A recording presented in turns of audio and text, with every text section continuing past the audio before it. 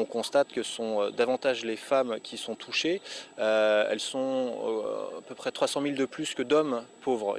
Alors l'autre type de population qui va être plus touchée par la pauvreté, ça va être les jeunes, parce que vous savez, le taux de chômage est quasiment 3 fois plus élevé pour les jeunes que pour les autres personnes en âge de travailler. On voit qu'on sacrifie un peu les générations, c'est-à-dire on fait partir plutôt les seniors du marché du travail et on fait rentrer plus tardivement les jeunes sur le marché du travail. En fait, on a une concentration quand même du travail en France sur les 30-55 ans. L'autre type de population, ça va être la population immigrée, qui sont plus souvent aussi au chômage, presque 2 fois plus souvent au chômage que les non-immigrés, et donc qui vont se retrouver aussi dans des cas de précarité plus importante.